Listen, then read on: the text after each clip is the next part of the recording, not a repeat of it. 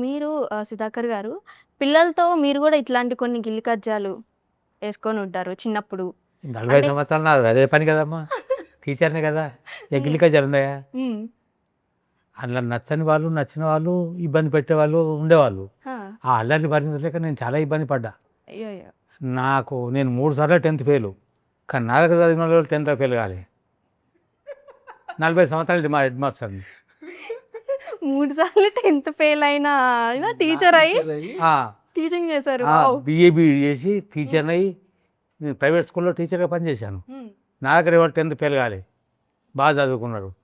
ఇప్పుడు ఈ సినిమా ఫీల్డ్‌లో ఈ మనకు సర్టిఫికేట్ ఇచ్చే అమ్మాయి ఒక అమ్మాయి గోమతి అని. హ్మ్. ఆమె నా స్టూడెంటు.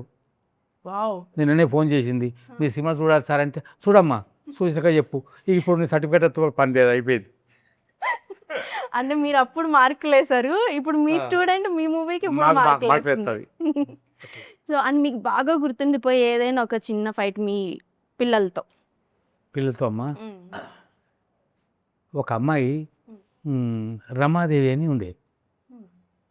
ఆ అమ్మాయి రోజు ఒక్కసాట తిట్లబడేది. ఒకరోజు కొట్టినా. హ్మ్.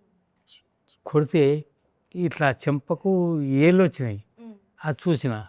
చూసి వీళ్ళ నాన్నతోని చెప్తే నన్ను తిడతాడు కావచ్చు అనుకున్నా. హ్మ్. సాయంత్రం నేను మళ్ళీ అక్కడ ఆంజనేయుని గుడి ముందుకు పోతుంటే వాళ్ళ అమ్మ, నాన్న, ఆ పిల్ల కలిసొస్తే "నమస్కారం ఆచాజీ" అన్నది. హ్మ్. నా కండ్లపొట వెంటనే నీళ్ళొచ్చినాయి. అయ్యయ్యో! నేను అంత కొట్టది కానీ నేను తప్పు చేశాను అనుకున్నా. హ్మ్. ఇప్పుడు ఆ పిల్ల చాలా బాగున్నదండి. ఒకసారి బస్సులో వెళ్తుంటే హ్మ్. ఆమె భర్త ఆమె పక్క కూర్చోబెట్టుకున్నాడు. నేను అత్తాన్ని చూసి నువ్వు లే" అన్నది. ఆ భర్తను లేపి "రా ఆచాజీ ఇక్కడ కూర్చో" అన్నది. హ్మ్. నేను మళ్ళీ అనుకున్నా, నేను 2, 3 సందర్భాల కొట్టిన సందర్భంగా ఉన్నది. తిట్టిన సందర్భంగా ఉన్నది చదవకపోతే. కానీ పిల్లలు ఇంత ఈజీగా మర్చిపోతారేంటి అనుకున్నాను. కానీ కొట్టడం వల్ల చదువు రాదమ్మా. నన్ను కొట్టినోళ్ళు చాలామంది ఉన్నారు. కానీ మా సార్లు మంచోళ్ళు. నేను 3 సార్లు 10థ్ ఫెయిల్. హ్మ్. "నువ్వు 10థ్ ఫెయిల్ అవుతావారా" అని ఎవరు అనలే. మా దోస్తులు కూడా అనలే. ఇప్పుడు 10థ్ ఫెయిల్ కాదు, బీఏ ఫెయిల్ అయినా కూడా బంగ్లా మీద దూకి చచ్చిపోతాండ్రు. కానీ మా సార్లు మంచోళ్ళమ్మా. మమ్మల్ని మానసికంగా అంత బలహీనులను చేయలేదు.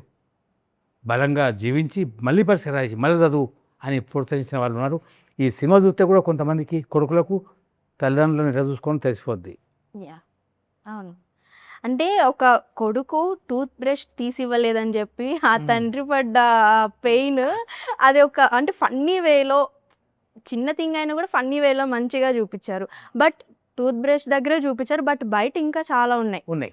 పేరెంట్స్‌ని అవును. తీసుకెళ్ళిపోయి ఆర్ఫనేజెస్‌లో వదిలేయడం, పిల్లలు ఒక ఏజ్‌కొచ్చినప్పుడు. సో, అలాంటివి జూసినప్పుడు కొంచెం బాధనిపిస్తుంది. సో, వాళ్ళు ఇది గాని చూస్తే ఆ బాండింగ్ అనేది అర్థమవుతది వాళ్ళకి. అంతే గదండీ! అర్థం చేసుకుంటే అర్థమవుతుంది. హ్మ్. ఇప్పుడు అర్థం చేసుకునే వాళ్ళు ఎంతమంది ఉన్నారన్నదే బాధ. హుహు. చెప్పగలిగినంత చెప్తున్నాము, చేయగలిగినంత చేస్తున్నాము, చూపించగలిగినంత చూపిస్తున్నాము. మార్పు రావాలి. ఆ బంధనాలు పెంచుకోవాలి. హ్మ్. ఆ యొక్క ఆత్మీయత, ప్రేమ అనేది మనసులోంచి రావాలి. అది యాహ్! ఆ కోరుకునేది అది.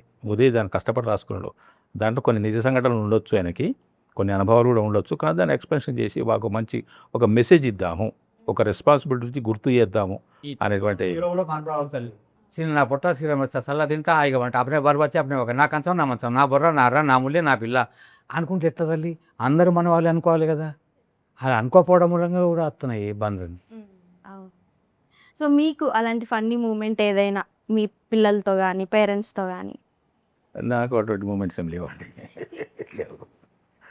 ఏం అంటే లేవు. నేను కొంచెం రిజర్వ్డ్‌గా ఉంటాను. తక్కువ హ్మ్. మాట్లాడతాను. హ్మ్. ఈ అంటే నేను ఫ్రెండ్స్‌తోనే ఎక్కువ గడిపాను గానీ, హ్మ్. ఈ తల్లిదండ్రులతోని చాలా గౌరవంగా, దూరంగానే ఉండేవాడిని. హ్మ్. మర్యాదగానే ఉండేవాడిని. అంత చనువుగా, చొరవగా వాళ్ళతోని పోట్లాటాలు, వాలగటాలు ఇవి నా జీవితంలో లేవు. ఎందుకంటే మాది పేద కుటుంబం కాబట్టి, హ్మ్. అడగడానికి మేము సాహసించలేదు. అడిగింది వాళ్ళు కొనిచ్చడానికి వాళ్ళకి పరిస్థితి కూడా అనుకూలంగా లేదు కాబట్టి, అటువంటివి ఏమి వెళ్ళలేదు. సరిపెట్టుకున్నాం అంతే. అడగడాలు మాకు అవి అందలేకపోయింది కదా అనేటువంటి బాధపడడాలు కూడా లేవు.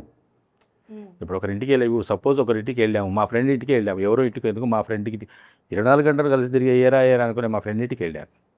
వాళ్ళ ఇంట్లో ఏవో కొన్ని ఐటమ్స్ కనపడుతుంటాయి. మా ఇంట్లో లేని ఐటమ్స్ వాళ్ళ ఇంట్లో ఉంటాయి. హ్మ్. మా ఇంట్లో లేవు కదా అని అనుకునేవాడినే కానీ వీళ్ళ ఇంట్లో ఉన్నాయి, మా ఇంట్లో లేవని నాకు ఇప్పుడు ఆలోచన లేవేంటి రాలేదు. అన్న ఇది రాదు. రాలేదు. అవి సమకూర్చుకుందాము, చేసుకుందాం, మేము మాకు ఇంతే కదా, సరే నేను పెద్దగైనాక చేసుకోకపోతానా, నేను ఏర్పాటు చేయనా మా అమ్మకి నాన్నకి అనుకునేవాడిని. అలాగే అంతవరకే కానీ లేదు.